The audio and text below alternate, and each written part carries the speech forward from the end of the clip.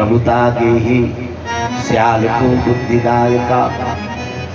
ये क्या है? दृष्टांत सिद्धांत है, इसको समझिए। तरुणी प्रभुता के ही, बोले नई नई नवेली स्त्रियां जो दुल्हन बन के नई नई आती हैं, तरुणी प्रभुता के है, उनका कलयुग में घर पर अधिकार हो जाता है। जो नई नई आती हैं उनका अधिकार हो जाता है। और इतना ही नहीं, उन नई नवेली दुल्हनों का उनका मार्गदर्शक श्याल को बुद्धिदायका, जो उनका भाई होता है, श्याल को माने साला, अपने जीजा को सलाह देता है। जहां जहां पर ये प्रभाव मिले, समझ लेना कलयुग का ये लक्षण है। और ये कहते हैं तरुणी प्रभुता के है। जब तक किसी स्त्री के संतान न उत्पत्ति हो जाए, तब तक उसको उसके घर का मालिक नहीं बनाना चाहिए, क्योंकि उसकी आसक्ति तो अपने जो पुराना घर है उसकी ओर होती है। और जब संतान हो जाएगी तो उसकी आसक्ति उस संतान के प्रति हो जाएगी, उसको वो अपना घर समझेगी, कोई भी हो। लेकिन बोले इस कलयुग में तरुणी प्रभुते के श्याल को बुद्धिदायका, और वो साले उसके सलाहकार है, जिससे घर के घर चौपट हुए जा रहे हैं। ये श्रीमद् भागवत महापुराण में है, अपने तरफ से नहीं कह रहा हूं। तो अपने आए बहू को तुरंत उसको बहुत प्यार करके घर की पूरी चाबी मत देना। और चाबी देना कब प्रारंभ करना? जब कि आपके कुल को वो बढ़ाने लगे, संतति प्रारंभ हो जाए, आप उसकी बढ़ोतरी करती रहोगी तो उसको लगेगा मेरे घर में है, नहीं तो उसकी आसक्ति तो अपने पुराने घर पर, वही माता पिता पर रहेगी और आपका घर बर्बाद हो जाएगा। बोले कलयुग की ये दशा है। बोले मैं यही देखते देखते देखते मैं वृंदावन चला गया भगवान। और जब वृंदावन पहुंचा, मैंने देखा दृष्टवा दूरागता शुभम कौतुकेन तदाहितं मां दृष्टवा चा उद्धा वाला बिहलाम चा प्रवीर। मैंने कौतूहल बस देखा एक दृश्य। वो दृश्य क्या था? बोले एक तरुणी स्त्री थी और उसके पास तो वृद्ध पड़े हुए थे। ये वृंदावन की बात है, वृंदावन की। बोलो बार बार उनको सहला रही थी, पुचकार रही थी। और वहीं पर कई कमल नेत्रियां देवी स्वरूप स्त्रियां थी जो उनको पंखा झल रही थी। मैंने सोचा ये कौन सा दृश्य है। मैं उनके पास पहुंचा और जैसे मैं उसके पास पहुंचा, उसी समय उसने मुझे पहचान लिया और मैं नहीं पहचान पाया। मेरे पहुंचने पर तुरंत ही उसने बोला, भो भो साधु क्षणम तिष्ठम मत चिंता विनाशय। अरे रुक जाओ साधु, रुको और मेरी चिंता का नाश कर दो। नारद जी ने सोचा ये मुझे कौन जानती है। बोले नारद जी का जो कार्य है वही भक्ति ने कह दिया। क्या? दर्शनम तौ लोकस्य सर्वथा अघपरम। अरे नारद जी, आपके दर्शन मात्र से भक्तों के पाप छीण हो जाते हैं। अरे नारद जी ने सोचा ये तो मुझे जानने वाली है। उन्होंने कहा बहुता तौवा केने दुख शांति भविष्यति। जब आप किसी को बहुत वचनों से उपदेश करते हैं तो क्या होता है? बोले उसके हृदय में शांति समा जाती है। यदा भाग्यम भवेत् भूरि ततो दर्शनम तदा। जब किसी के भाग उदय होता है तो हे नारद जी आपके दर्शन होते हैं। नारद जी ने सोचा मेरे ये गुणों स्वभाव सब जानती है। नारद जी ने भी उससे प्रश्न कर दिया, काशित्वाम का विमोचा एमा नार्या का पद्मलोचना वद देवी सविस्तारम स्वस्य दुःखस्य कारणम। अरे आप कौन हो? ये दोनों कौन हैं? और इन दोनों की सेवा करती हुई ये सुंदरी स्त्रियां कौन हैं? और तुम्हें क्या दुख है? वो दुख अपना विस्तार पूर्वक हमसे कहिए। कौन कह रहा है? नारद जी कह रहे हैं। किससे कह रहे हैं? वो भक्ति है, वो अपना परिचय देती है। अहम भक्ति की ज्ञाता इमो ये तनयो मयो। बोले ये मैं भक्ति हूँ और ये तनयो मेरे दोनों पुत्र हैं। और जो ये स्त्रियां सेवा कर रही हैं ये सब नदियां और प्रकृतियां हैं जो इनकी सेवा कर रही हैं। मैं भक्ति हूँ और मेरे दोनों पुत्र ये ज्ञान वैराग्य हैं। हे नारद जी, क्या तुमने कहीं देखा है कि माता युवती हो और पुत्र उसके व्रत हो? आपने कहीं ऐसा आश्चर्य देखा है? थोड़ा गाली, क्योंकि उधर वितरण हो रहा है तो उधर भी वितरण करो। नारायण नारायण।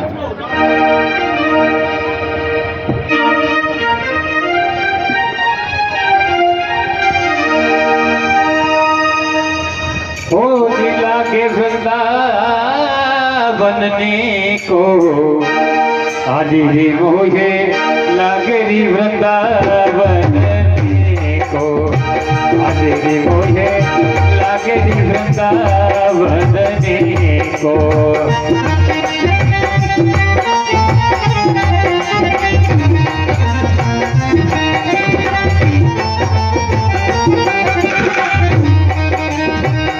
लागे वृंदावन लागे वृंदावन लागे वृंदावन ओ लागे वृंदावन ओ लागे वृंदावन को लागे वृंदावन को आदि मोहे लागे वृंदावन को आदि मोहे लागरी वृंदावन को।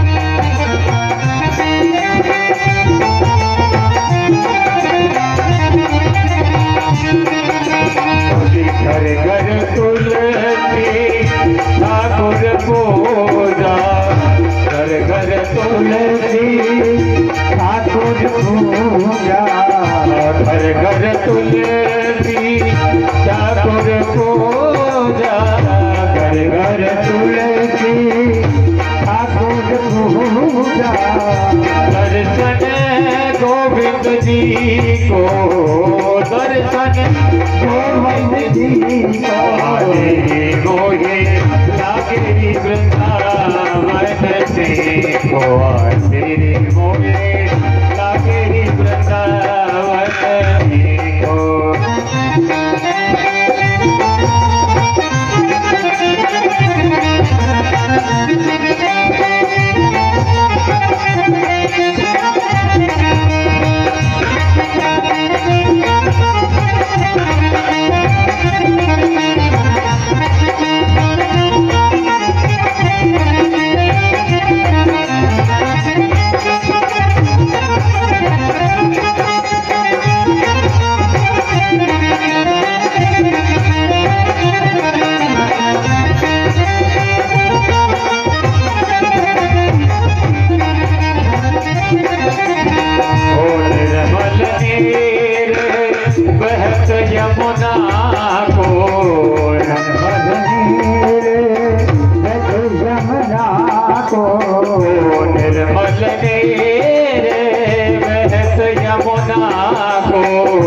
निर्मल नीर बहत यमुना को और भोजन दूध दही को भोजन दूध दही को आदि मोहे लागरी वृंदावन को आदि मोहे लागरी वृंदावन जी को।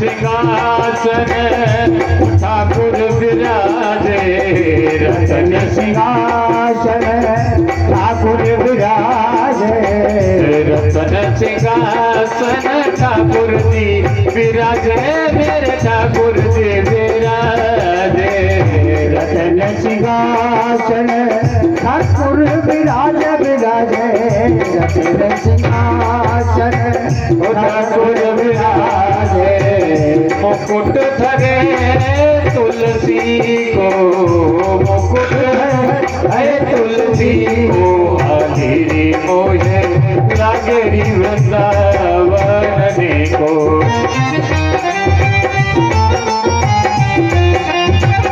लागे वृंदावन, लागे वृंदावन, लागे वृंदावन जी। वृंदावन धाम की जय। भक्ति महारानी कहती हैं, नारद जी मैं द्रविड़ देश में उत्पन्न हुई थी। अपना इतिहास और परिचय बताती हैं, और मेरी वृद्धि कर्नाटक में हुई, कहीं कहीं पर महाराष्ट्र में बहुत पूजित हुई, लेकिन गुजरात जाकर मैं खंडित हो गई। तब मैं वहां से वृंदावन आई, और वृंदावन आकर के मुझे अपना लावण्यता तो प्राप्त हो गई, लेकिन मेरे पुत्र ज्ञान और वैराग्य अभी भी जीर्ण शीर्ण है। नारद जी कहते हैं, धन्य है वृंदावन, धन्यम वृंदावने तेन भक्तिर्नोते यत्र चा। अरे धन्य है वो वृंदावन जहाँ सदैव भक्ति नृत्य करती है और सदैव युवती के रूप में भक्ति है। ऐसे वृंदावन धाम धन्य है, नारद जी कहते हैं।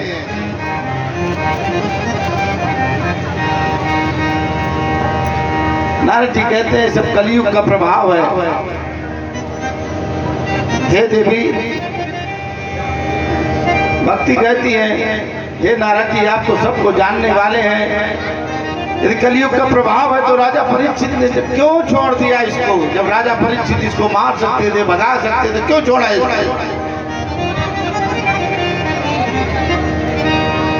नारद जी कहते हैं, यद नायद फलम नास्ति तपसा ना योग समाधिना तत्फलम लभते सम्यक कलो केशव कीर्तनात्। कलयुग में कोई तप नहीं, योग नहीं, समाधि नहीं, लेकिन हे देवी इसका प्रभाव है कि जो कलयुग में भगवान श्री कृष्ण का सम्यक कलो केशव कीर्तनात्, मर्यादा पूर्वक जो भगवान श्री सम्यक माने मर्यादा पूर्वक भगवान श्री कृष्णचंद्र का कीर्तन करता है, बोले उसको वही फल मिलता है। कौन सा फल मिलता है?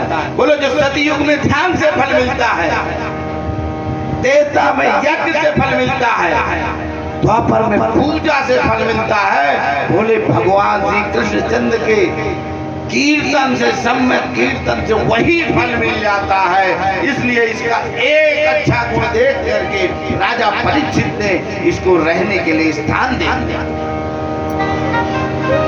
क्यों? कलयुग में मानसिक पाप की कोई मानसिक कर्म से जो पाप किए जाते हैं वो पाप नहीं लगते, लेकिन मानसिक कर्म से जो पुण्य किए जाते हैं उनका फल मिलता है। बोले कलयुग की ये महत्व को देखकर राजा परीक्षित ने कलयुग को कह दिया तुम श्रेष्ठ हो। हे देवी, तुमको बहुत कष्ट है। वृथा खेद से बाली अहो चिंता तुरा कथम। अरे बाले, चिंता मत करो, भगवान श्री कृष्ण चंद्र का स्मरण करो। क्या जिस समय कौरवों के द्वारा द्रौपदी सताई जा रही थी, उस समय क्या उनकी पांडवों ने रक्षा की थी कि वहां पर बैठे हुए पितामह और द्रोण ने रक्षा की थी कि वहां पर वो भगवान श्री कृष्णचंद्र उपस्थित थे? बोले ना तो श्री कृष्णचंद्र वहां उपस्थित थे, ना किसी अन्य ने द्रौपदी की रक्षा की थी। ऐसे ही देवी भक्ति, भगवान श्री कृष्णचंद्र यही है, संसार को छोड़कर नहीं गए हैं, लेकिन इस कलयुग के प्रभाव के कारण, वो इसके प्रभाव के कारण अपने भक्तों का कष्ट देख देख कर दुखी होते हैं, लेकिन फिर भी वो कल्याण ही करते हैं। तुम उन्हीं भगवान श्री कृष्णचंद्र का स्मरण करो, तुम्हारा दुख चला जाएगा। अरे हे भक्ति देवी, क्या तुम भूल गई हो कि भगवान ने तुम्हें भक्तों के पोषण के लिए बनाया है? कलयुग के अतिरिक्त तुम अपने पुत्र ज्ञान वैराग्य और अपनी दासी मुक्ति के साथ रहती हो, लेकिन जब ये कलयुग आ जाता है तो आपकी जो दासी मुक्ति है वो भगवान के वैकुंठ धाम में चली जाती है, और जब लोग आपका आवाहन करते हैं भक्ति का, वो दौड़कर आ जाती है, आपके शरणागत होकर के उन भक्तों को मुक्ति देकर फिर वो वैकुंठ धाम में चली जाती है। हे देवी, इसलिए तुम चिंता मत करो, मैं अपनी ज्ञान दृष्टि से देखता हूँ कि तुम्हारे लिए क्या उपाय है, मैं उपाय भी करता हूँ। उन्होंने कहा मैंने ज्ञान दृष्टि से देख लिया है। नारद जी ने उससे पहले ज्ञान और वैराग्य को वेद शास्त्र पुराण गीता का पाठ सुनाया, लेकिन वो ज्ञान और वैराग्य थोड़ा सा चेतनता आई, लेकिन फिर अचेत हो गए। अब तो नारद जी चिंता में पड़ गए। उसी समय वाणी होती है, सत्कर्म करिष्याम, सत्कर्म करो, सत्कर्म करो। और नारद जी को समझ में नहीं आता कि सत्कर्म क्या है। नारद जी कहते हैं ऐसा मुझे जब समझ में नहीं आया ये संकादियों, मैंने सोचा मैं जाता हूँ बद्री विशाल, और वहां जाकर जहाँ पर नर और नारायण ने तपस्या की है, मैं भी वहां जाकर तप करूंगा, और उस तप के फल से जो तप का फल मिलेगा वो मैं ज्ञान और वैराग्य को दे करके उनको जीवंत कर दूंगा। उसी में संकादी हंसने लगते, कह अरे नारद तुम भूल गए। बोले तुम्ही ने तो व्यास जी, जब व्यास जी को असंतोष था तब तुमने व्यास जी को भागवत का उपदेश दिया। भागवत के उपदेश देने से जो व्यास जी के हृदय में संताप था, उस संताप से उनको मुक्ति मिल गई थी। और आज भागवत को जानने वाले नारद जी, तुम्हारे हृदय में कैसे ये संताप आ गया? बोले मैंने जिस भागवत का उपाख्यान किया था, उस भागवत के उपाख्यान का, शास्त्रों का सार का तो मैंने ज्ञान और वैराग्य को बताया, लेकिन उनको कोई लाभ नहीं हुआ। बोले ऐसा कौन सा विधान है जिसके द्वारा उन ज्ञान और वैराग्य को मुक्ति मिल सके? बोले जब ब्योमवाड़ी ने कहा तो मैं ब्योमवाड़ी की भाषा भी ना समझ सका।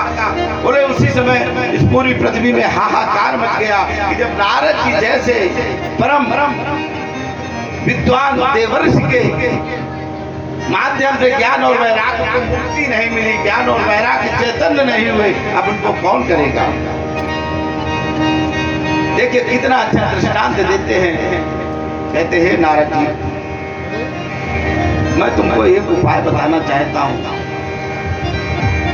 और वो उपाय है श्रीमद् भागवत महापुराण का साप्ताहिक अनुष्ठान। क्या उपाय बताया? श्रीमद् भागवत महापुराण का साप्ताहिक अनुष्ठान। नारद जी कहते हैं वो कैसे हो जाएगा? जब मैंने वेदों का पाठ किया, शास्त्रों का सभी पाठ किया, गीता का पाठ किया, और ज्ञान वैराग्य को चेतनता नहीं आई, श्रीमद् भागवत महापुराण के साप्ताहिक अनुष्ठान से कैसे हो जाएगा? शनकादिक ऋषि कहते हैं नारद, बोले तुमने आम का पेड़ देखा है? आप लोगों ने आम का पेड़ देखा है? सबने आम का पेड़ देखा है। बोले आम के पेड़ को देखा है। बोले दी आपके आम के जो जड़ है उसको छिलका को देते हैं, कहते हैं आम खा लो तो क्या हुआ स्वाद पा जाओ। जड़ को निकाल करके यदि आपको दे दे कि ये ले लो आम खा लो तो क्या जड़ में वो स्वाद है जो आम के फल में है? आप बताइए है वो स्वाद? नहीं। बोले उस तने की छाल यदि आपको दे दी जाए तो क्या आम के फल का स्वाद मिलेगा? बोले उस पत्ती को दे दी जाए, आम के पत्ती को, और आपसे कहा जाए कि आम के फल का आपको स्वाद मिला, तो आप क्या कहेंगे? आम के फल को स्वाद मिला।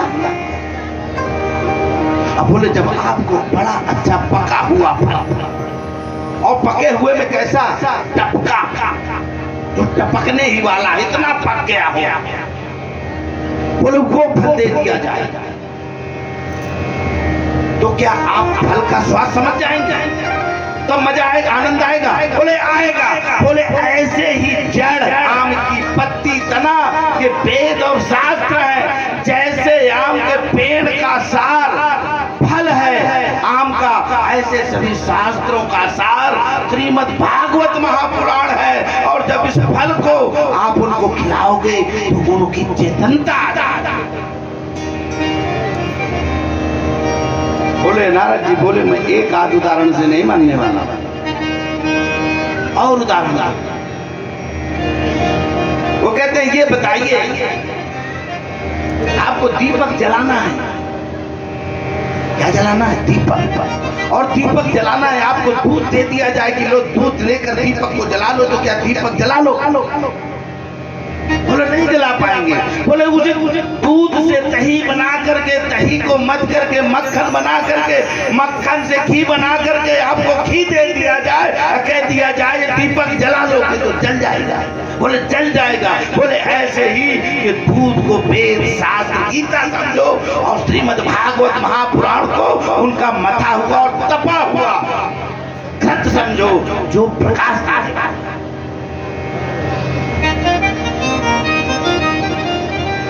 कहते हैं नारद जी, मैं तुमको एक और दृष्टांत बताता हूं।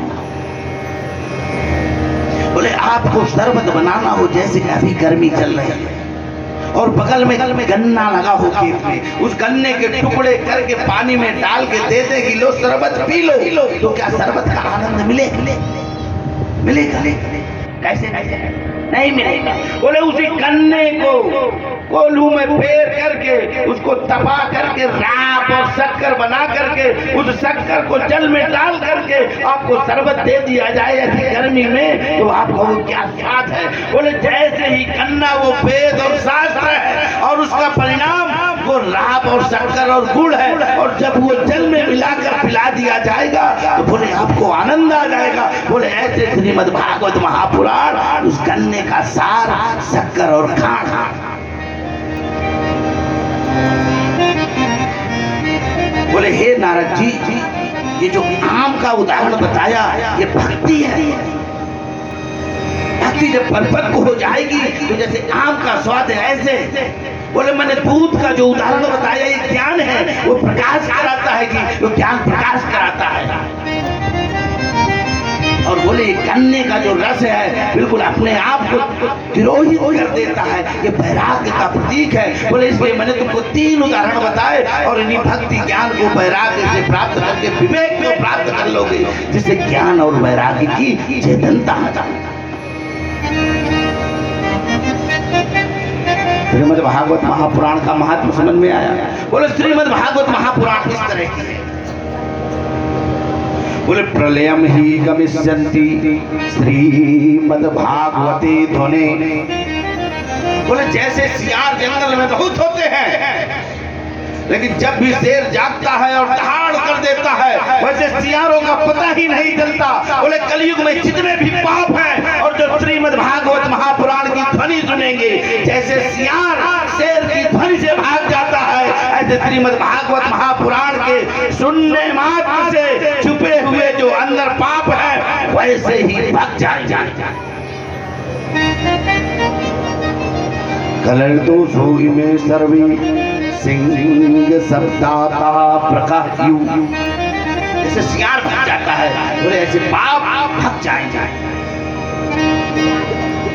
अब तो नारद जी को समझ में आ गया और बार बार कहने लगे, हे ऋषियों, आपने बड़ा उपाय बता दिया, मैं तो सत्कर्म ही नहीं समझ पाया था। ये सत्कर्म है क्या? संसार में दो कर्म होते हैं, एक सत्कर्म, एक शुभ कर्म। शुभ कर्म क्या है? शुभ कर्म है पूजा पाठ अनुष्ठान, ये सब क्या है? शुभ कर्म है। बोले शुभ कर्म से ज्ञान वैराग्य नहीं आता, बोले सत्कर्म से आता है। सत्कर्म को ही सत्संग कहते हैं। बोले हे नारद जी, जाकर के भक्ति ज्ञान वैराग्य को सत्संग प्रदान करो और जिससे वो यौवन चेतन हो जाएंगे। तो सत्संग की महिमा शुभ संग से अधिक है, शुभ कर्म से सत्कर्म की महिमा अधिक है। इसलिए वो प्रेमवाणी आकाशवाणी ने कहा था, सत्कर्म करो, सत्कर्म करो, सत्कर्म करो। नारद जी ने कहा, ये तो बताइए कहाँ करें जाके? अरे भाई, कोई आप लोगों के मन में बात आई, बोले कहाँ करेंगे, किस स्थान में करेंगे जाके? बोले वो स्थान घर के सामने है, ऐसा कर लेंगे, वहां पर पंडाल लगा के। बोले ऐसे बताओ मैं किस स्थान पे करूं जाके? और जो बता रहे हो जिसकी ध्वनि सुनने से सियार भाग जाते हैं, वो ध्वनि करेगा कौन? ये तो बताओ ना। उन्होंने कहा, हरिद्वार में आनंद नामक वन है, वो गंगा के तट पर है। वहाँ ऐसी महिमा है कि वहाँ के लोग, जो पशु और पक्षी आपस में बैर नहीं है, एक ही घाट पर, एक ही स्थान पर गाय और शेर पानी पीते हैं। बिल्ला और चूहा एक घाट पर पानी पीते हैं, जिसे राम राज्य कहते हैं। और इस स्थान पर जाकर के ज्ञान यज्ञ किया जाएगा तो फलीभूत होगा। कहने का तात्पर्य क्या है? बोले जो सत्संग सुनना चाहता है, बोले जैसे शेर और बाघ में वैमनस्य नहीं है, ईर्ष्या दोष नहीं है, ऐसे जो भागवत की कथा सुनने, श्रीमद् भागवत की कथा सुनना चाहते हैं, ईर्ष्या और दोष जितने भी हैं वहीं घर में अपने बंद करके, ताले में बंद करके आ जाओ और यहाँ श्रीमद् भागवत का श्रवण करो तो कल्याण होने वाला है। नारद जी ने वैसे ही किया। आनंद वन पर और सनकादिक ऋषि गए और सनकादिक ऋषियों के पहुंचने पर अब तो पूरी सृष्टि में हल्ला मच गया कि अरे सनकादिक कथा नारद जी को सुना रहे हैं। बोले जो क्षण मात्र एक स्थान नहीं रुक सकते हो, 7 दिन कैसे रुकेंगे? बोले ऐसा आश्चर्य देखने चलेगा। जो नारद जी क्षण मात्र एक स्थान पर नहीं रुक पाते। बोले श्रीमद् भागवत की ऐसी महिमा है कि नारद जी भी वहां पर, जहाँ श्रीमद् भागवत होगी, वहां पर 7 दिन के लिए रुक जाते हैं। बोले ये देखने चलना है। अब तो जितने ऋषि थे, गौतम, चमन, वशिष्ठ, परशुराम, अब सभी ऋषि चल गए अपने पत्नी पुत्रों सहित, और जो उनके परिकर थे सबको लेकर चल दिए। चलो आनंद वन, वहां पर श्रीमद् भागवत महापुराण का साप्ताहिक ज्ञान यज्ञ अनुष्ठान होने वाला है। सब लोग वहां आ गए। अब तो क्या हुआ? बोले सनकादिक ऋषि आकर के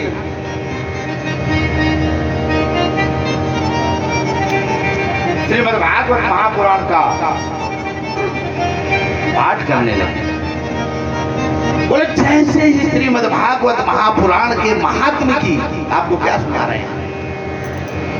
श्रीमद् भागवत महापुराण का महात्म्य सुना रहे हैं। महात्म्य माने इसकी महिमा क्या है? बोले जैसे श्रीमद् भागवत महापुराण का महात्म्य सुना रहे थे, उसी समय एक बड़ा आश्चर्य हो गया। क्या आश्चर्य हुआ? भक्ति सुतौ तौ तरुणौ गृहीत्वा प्रेमैक रूपा सहसा विरासित श्री कृष्ण गोविंद हरे मुरारे नाते दिना मानी मुहुर बदंती। अरे वहां पर भक्ति ज्ञान वैराग्य प्रकट हो गए और ज्ञान और वैराग्य जो जीर्ण अवस्था में थे, वृद्धा अवस्था में थे, वो यौवन अवस्था में हो गए और गाने लगे श्री कृष्ण गोविंद हरे मुरारे हे नाथ नारायण। कृष्ण गोविंद हरे मुरारे हे नाथ नारायण वासुदेवा। हे नाथ नारायण वासुदेवा। हे नाथ नारायण वासुदेवा। हे नाथ नारायण वासुदेवा। हे नाथ नारायण वासुदेवा। हे नाथ नारायण वासुदेवा। कृष्ण गोविंद हरे मुरारे हे नाथ नारायण वासुदेवा। गोविंद हरे मुरारे हे नाथ नारायण वासुदेवा।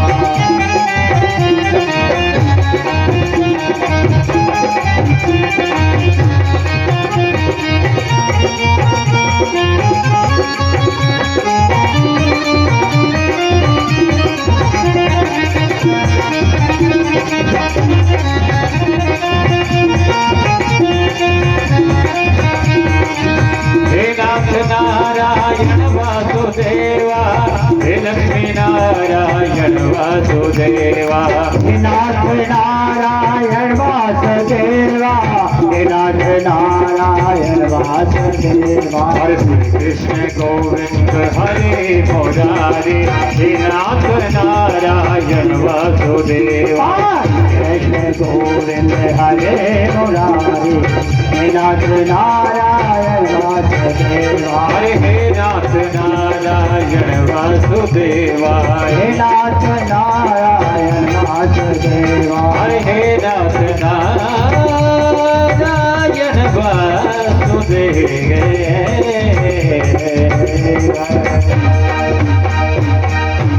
बोले कृष्णचंद्र भगवान की जय हो। बोले ऐसी महिमा जहाँ ज्ञान और वैराग्य जो जीर्ण अवस्था में थी वो तरुणाई पा गए। बोले इतना ही आश्चर्य नहीं हुआ, बोले अब तो और एक अलौकिक आश्चर्य हो गया।